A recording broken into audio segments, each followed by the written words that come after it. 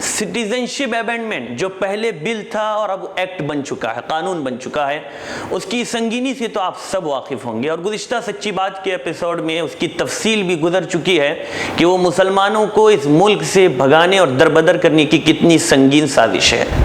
नाज़रीन, आज के एपिसोड में सिर्फ ये बात करेंगे कि हम इस सिलसिले में क्या कर सकते हैं, दुनियावी एतबार से और दीनी एतबार से हमारी क्या जिम्मेदारी बनती है। मैं सिर्फ 4 चीज़ें आपको बयान करूंगा मुख्तसरन। नंबर 1, ईमान की मजबूती और अमल सालेह की कसरत। कुरान में अल्लाह फरमाता है, वअदल्लाहुल्लज़ीना आमनु मिनकुम वअमिलुस्सालिहात लयस्तखलिफन्नहुम फिल अर्ज़ि कमा इस्तखलफ़ल्लज़ीना मिन क़ब्लिहिम। तुम में से जो लोग ईमान ले आए हैं और जिन्होंने नेक अमल किए हैं, उनसे अल्लाह ने वादा किया है कि उन्हें ज़रूर ज़मीन में अपना खलीफा बनाएगा, जिस तरह उनसे पहले लोगों को बनाया था। अल्लाह का वादा है। नंबर 2, इस्तिग़फ़ार की कसरत ज़ियादती। वमा कान अल्लाहु मुअज़्ज़िबहुम वहुम यस्तग़फ़िरून। अल्लाह उनको अज़ाब नहीं देगा इस हाल में कि वो इस्तिग़फ़ार करते हो। नंबर 3, दीन में आपस में दीन की इस्लाह। वमा कान रब्बुका लियुहलिकल क़ुरा बिज़ुल्मिन व अहलुहा मुस्लिहून। तेरा रब ऐसा न था कि बस्तियों को जुल्म से हलाक कर दे और इस हाल में कि उनके रहने वाले इस्लाह करने वाले हों, आपस में इस्लाह का काम करने वाले हों। अल्लाह अज़ाब नहीं भेजेगा, हलाक नहीं करेगा। नंबर 4, इस वक्त मुसलमानों की तमाम जमातें गैर मुस्लिमों को साथ लेकर मुत्तहिद होकर एक आवाज़ तमाम जमातें मिलकर इत्तिहाद का सबूत देते हुए ज़बरदस्त पैमाने पर NRC का बाइकाट करें। फिर अगर तमाम मुसलमान इस मुल्क में NRC का बाइकाट कर एक आवाज़ के अंदर आवाज़ मिलाकर तमाम जमातें मुत्तहिद होकर, तो फिर NRC इस मुल्क में लागू नहीं हो सकता, कोई लागू नहीं कर सकता।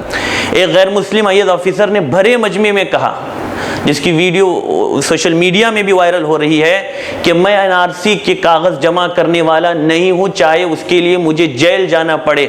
लोगों, क्या तुम इसके लिए तैयार हो? ये उसकी सदा थी। गैर मुस्लिम ये कह रहा है। और फिर उसने आगे भी कहा कि आज तो कागज़ भी बिकते हैं और कागज़ वाले भी बिकते हैं, कागज़ खुद बिकते हैं और कागज़ वाले भी बिकते हैं, तो क्या मैं इन कागज़ात से अपनी शहरियत को साबित करूँ? और आप जानते हैं इस वक्त 6 रियासतों ने इसको अपने यहाँ लागू करने से भी इनकार किया है। उन्होंने साफ कहा है कि हम इसको लागू करने वाले नहीं हैं। तो इस मौके पर हमारे लिए एक मौका है। और ये बात भी याद रखिए, जो डिटेंशन कैम्प के अंदर जो रखने की बात की जा रही है, ये आज नई बात नहीं। आज से 1400 साल पहले रसूलुल्लाह सल्लल्लाहु अलैहि वसल्लम के साथ ये वाक़या पेश आ चुका है। आपको शैब अबी तालिब में कैद किया गया, आपका बाइकाट किया गया था। लेकिन उस वक्त, उस 3 साल के बाद आप कैसे वहाँ से निकले? गैर मुस्लिमों की वहाँ मदद रसूलुल्लाह सल्लल्लाहु अलैहि वसल्लम को हासिल हुई। तो इस वक्त भी जो एक कैम्प की बातें कर रहे हैं, कैम्प में रखने की बातें कर रहे हैं, इससे हम इंशाअल्लाह निकल सकते हैं इस तौर पर कि हम गैर मुस्लिमों की मदद लें, उनको साथ लें, मजलूमों को साथ लें और एक कदम के साथ कदम मिलाकर हम पूरे ज़ोर के साथ और शोर के साथ इस मुल्क के अंदर जमहूरियत की कदरों को बहाल रखते हुए, जमहूरियत के कानून में रहते हुए हम इस आवाज़ को बुलंद करें। और आखिरी बात यही गुजारिश है कि दूसरों पर तनकीद करने के बजाय अपना काम करें। बहुत अफसोस होता है जब सोशल मीडिया के अंदर मैसेजेस देखे जाते हैं कि मुसलसल हर एक दूसरे पर तनकीद कर रहा है। कोई कायदीन की शिकायत कर रहा है, कोई तहरीकों की शिकायत कर रहा है, कोई इदारों पर कीचड़ उछालने की कोशिश कर रहा है। ये वक्त नहीं है दूसरों पर तनकीद करने का। हम जो कर सकते हैं हमें वो काम करना है। अल्लाह हम सब का हामी वो मददगार हो।